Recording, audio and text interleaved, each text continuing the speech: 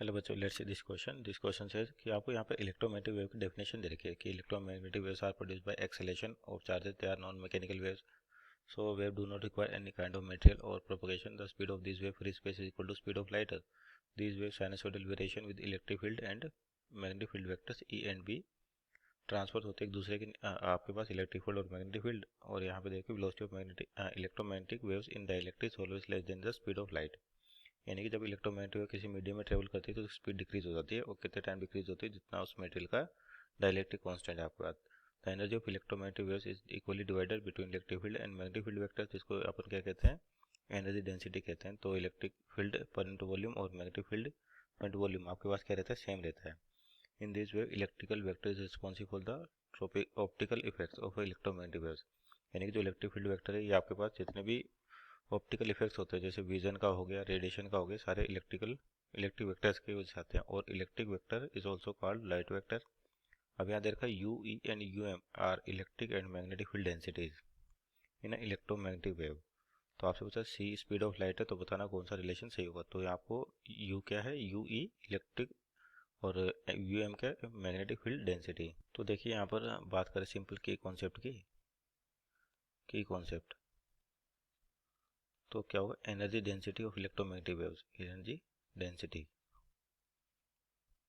Density of electromagnetic waves.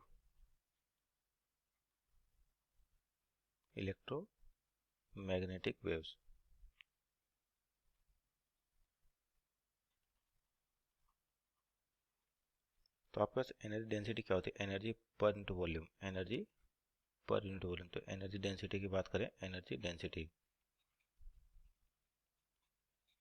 ये होती है एनर्जी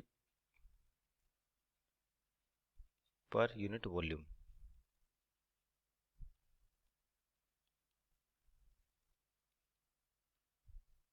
तो इलेक्ट्रिक फील्ड होती है इसकी एनर्जी, इसकी बात करते हैं कि एनर्जी डेंसिटी कितनी होती है इलेक्ट्रिक फील्ड की एनर्जी डेंसिटी लिखे अपन, तो ये होती है half epsilon naught E square. और जो मैग्नेटिक फील्ड की एनर्जी डेंसिटी होती है आपके पास, तो ये होती है B square upon 2 mu naught. तो यहाँ पे एप्सिलॉन नॉट तो क्या हो गया, electrical permittivity in free space, और म्यू नॉट हो गया magnetic permittivity in free space. और आपके पास इलेक्ट्रिक फील्ड और मैग्नेटिक फील्ड में क्या रिलेशन होता है कि E is equal to c times होता है मैग्नेटिक फील्ड के। और जी जहाँ पर सी क्या स्पीड ऑफ लाइट, तो स्पीड ऑफ लाइट को क्या लिखा जाता है आपके, जो स्पीड ऑफ लाइट होती है 1 upon under root epsilon naught mu naught. तो यहाँ से इस वैल्यू को लिखे अपन, तो इलेक्ट्रिक फील्ड की value in terms of magnetic field लिखे, तो क्या हो जाएगा, E equal to c times, यानी कि 1 upon mu naught epsilon naught कितना बी। तो किसी भी एक इक्वेशन रखे, जैसे इलेक्ट्रिक फील्ड की एनर्जी डेंसिटी की बात करते हैं, ये होती है half epsilon naught E square, यानी कि ई की वैल्यू रखे अपन B upon under root mu naught epsilon naught का होल स्क्वायर। तो यहाँ पर क्या होगा, ये आपके पास एप्सिलॉन नॉट कैंसिल आउट हो जाएगा, तो बचेगा कितना, B square upon 2 mu not.